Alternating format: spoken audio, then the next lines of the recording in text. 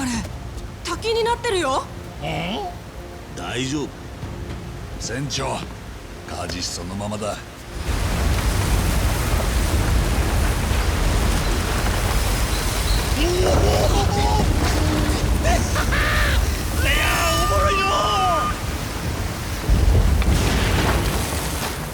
That is right, I got to play, and let me get this right, Like a Dragon, Pirate Yakuza in Hawaii, probably going to abbreviate that going forward, but in today's video, I'm going to tell you everything I got to play and everything you need to know leading up to its release on February 21st. So with that all being said, what is up guys, Jen here, hope you're all doing well. Welcome back to the channel. As always, got you covered with timestamps down below, so if you want to skip to a certain section of the video, feel free. All I ask is you to support the channel and hit that like button, and if you want to stick around for some more Like a Dragon content, then please consider hitting that subscribe button. Before I dive into talking about the game, I want to tell you about the event I went to play the game. It was on an actual pirate ship. You can see a picture just here. I didn't really take many, but believe me, it was on a pirate ship. It was really cool. It was pretty cozy as well. There's beanbags everywhere. But for those that want to know, I got to play about an hour.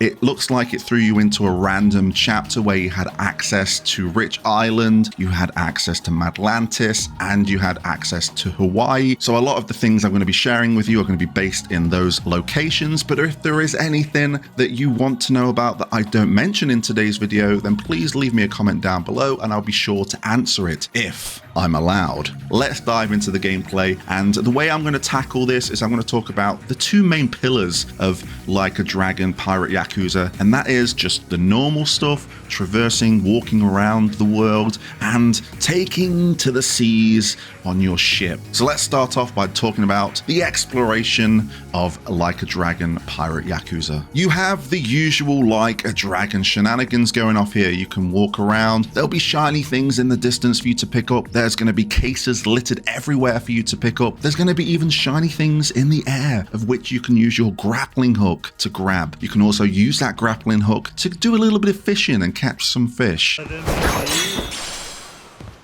And the most impressive thing when it comes to exploration and the grappling hook is that you can vertically explore. There may be a hook in the distance that you'll be able to use your grappling hook to get. You'll climb up and traverse upwards a small little structure, and at the top would be a treasure for you to find. That's right, aside from the usual cases and shiny things, there are treasure chests with rare items that have a specific value.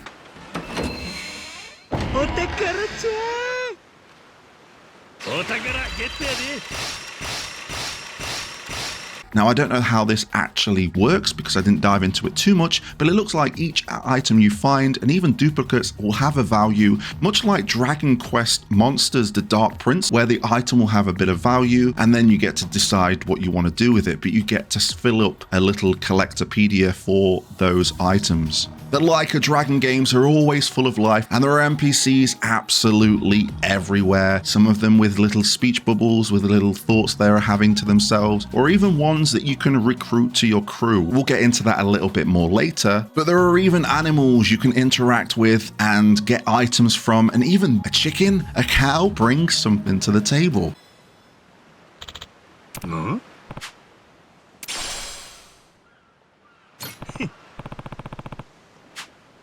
And of course, in typical Like a Dragon fashion, there are a few NPCs out there that you can start a little bit of a tussle with. Also expect shops where you can buy healing items, crafting items, customization items, and don't forget your companion, Goro. Keep an eye out on him. He's always running by your side, but occasionally he'll have a little gold glisten in his mouth. He may have found a rare item for you to collect. Into all of the side stuff. Now, I didn't get into any sub-stories, nor did I start any, but they're going to be there. They're going to be eventful. They're going to be hilarious. They're going to be emotional, and I'm really excited to dive into those. But there is a plethora of things to get into when it comes to Like a Dragon Pirate Yakuza. So many distractions, from the infamous karaoke, where we can once again sing 24-hour Cinderella. The Master System returns ever since making its debut in the Judgment games. Many mini games from golf, all the way to Dragon Kart, and of course all of the arcade machines in Hawaii, playing games like Virtua Fighter and other Sega classics. And how could I forget the UFO catcher? Now, I mentioned your crew, and there are many ways to keep your crew happy. Boost morale or build them even stronger. You can give them gifts. You can start a party where everyone's morale just goes through the roof, or you can start a feast so everybody are at their full potential before going into battles. Oh, and yes, Majima can cook in this game. And of course, it's a mini game.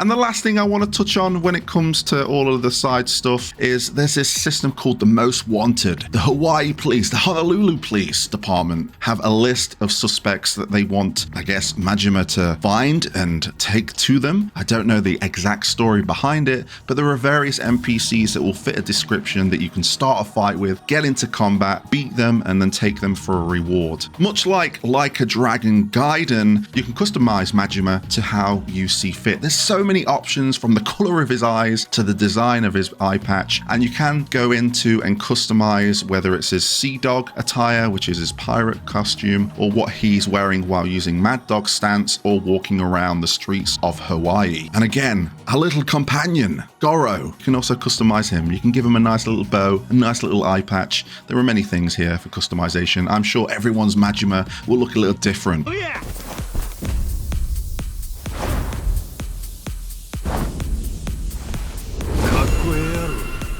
And one more thing before we move on is rings. I didn't dive into it too much, but you can equip up to 10 rings, and I think thumb rings are a little bit different, but all they do is stat increases and little stat bonuses for when you go into combat. Didn't dive into it too much, but I'm sure there's many rings you can collect, and you can bling around as much as you want, I guess. From on foot to the open seas, there is a lot we can do here, and I am going to compare, or at least say to you that if you've played Assassin's Creed Black Flag, then you'll be very well acquainted what to expect, but with a Like a Dragon twist. You can sail the open seas, whether that's to go to Madlantis, back to Rich Island, or even go all the way to Hawaii, but in between all that space are all these islands and locations and landmarks that you can visit. You'll see blue rings littered everywhere, which will allow you to collect up materials. There'll be shiny things all over the sea, which will give you fodder or rare items.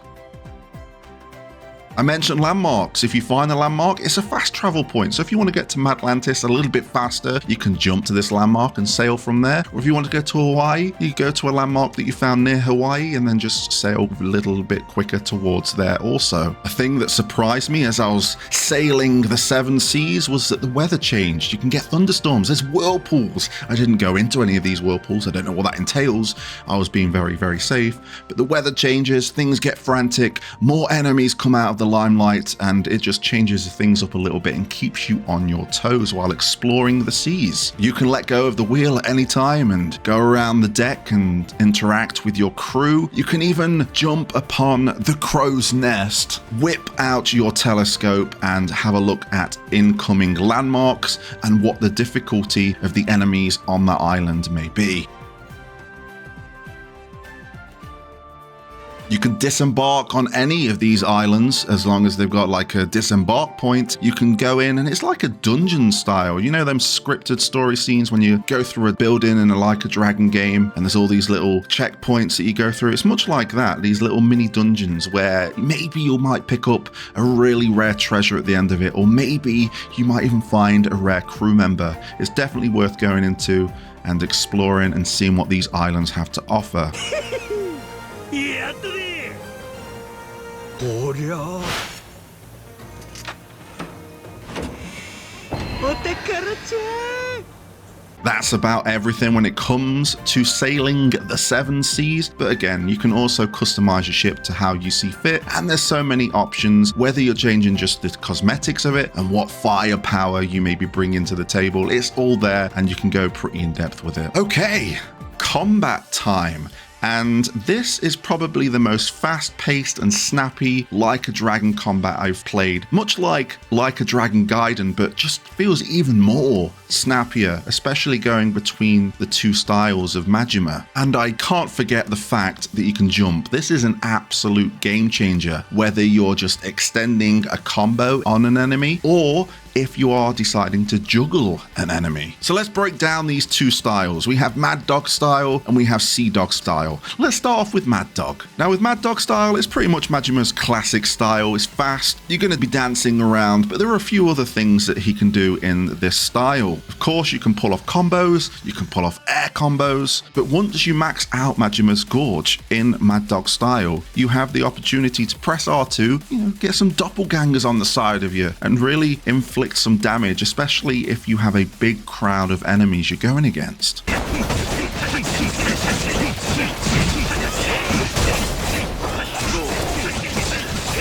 There are other things as well, like holding circle to charge your attack to do a little bit more damage, but it's really satisfying, and again, that jump really adds a new bit of flavor to the combat of Like a Dragon. Let's switch to Sea Dog style. This is the new style and it's a pretty exciting one. We have a hand cannon that will definitely make combat interesting. We have the cutlass boomerang. So essentially you hold square and you throw your cutlasses, you switch to hand combat for a little while your cutlasses are doing the spinnies and doing a little bit of damage. You catch them and you can weave it into another combo. You have the wire hook, the grappling hook. You can use it here in combat. You can use it as a gap closer or bring an enemy close towards you to keep your combos going even stronger. And there are also other various shenanigans you can get up to while using the Sea Dog style.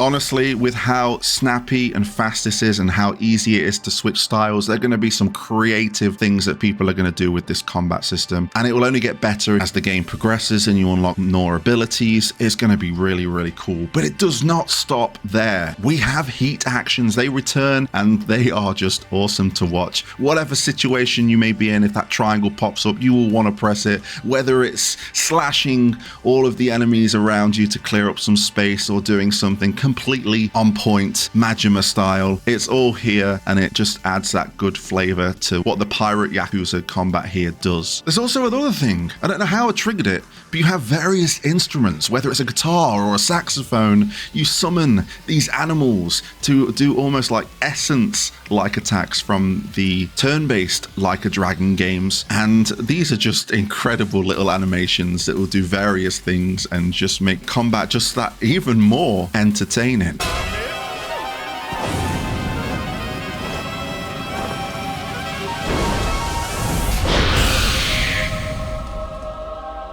I think there's many layers to the combat here with the two styles and everything else you can do between them, but I'm going to leave it there. Any questions, just drop them in the comments down below. But we're going to move on to ship battles, and these take place either out on the open seas if you're going up against the Devil Flags, or even the Colosseum. That's right, there's a part of the game here that said go to the Colosseum, and I thought, oh yes, we're going to try out these Mad Dog styles and Sea Dog styles in a little bit more in depth, and we just enter this massive arena for ship battle. Again, if you've played Assassin's Creed Black Flag, you may get a bit of a grasp on what's on offer here, but as I've said, it has that Like a Dragon spin. Really easy to do. L2, R2, you can use your weapons either side. You can ram by using your boost. You can also just leave the wheel again. Get up on top of the mast and use a rocket launcher if you really want to. There's so many crazy things you can do here, especially when you can customize the cannons, swap them out for laser cannons and flamethrowers and get stronger boosts. There's more layers, and I'm sure, much like the normal combat, the naval combat is just gonna be incredible. We're gonna see some insane little compilations or gameplay clips pop up of people just absolutely owning the systems, but it's exciting, it keeps it fun, and again, much like the hand-to-hand combat with the two styles, this is quite snappy, not feeling very slow at all. We can also decide to screw it. We're not going to do the ship battles any longer. We're going to ambush them and we're going to have a couple of deck battles. And this is where your crew comes in strong, because each crew member comes with a support ability that you can activate once you fill up a bar. But these fights, these deck battles are where it's at. There's so many enemies littered all over the place. There are obviously going to be some main staples and the captain of the ship that you are fighting. This is where you can unleash your combos, throw those cutlasses all over the place, and they're slicing up everyone. And again, your crew members are going to be helping you out along the way. Man, Like a Dragon, Pirate Yakuza in Hawaii is incredible. I just wanted to play more. I'm thoroughly excited for this game. I think I covered everything that I want to. I may have forgot a few things, but again, if you want to chime in down in the comments down below, I'll be happy to answer it if I'm allowed to. So there we have it. My experience, my hands-on preview of Like a Dragon, Pirate Yakuza in Hawaii. It's coming February 21st. I really can't wait. I appreciate your time, and until next time, I'll catch you on the flip side.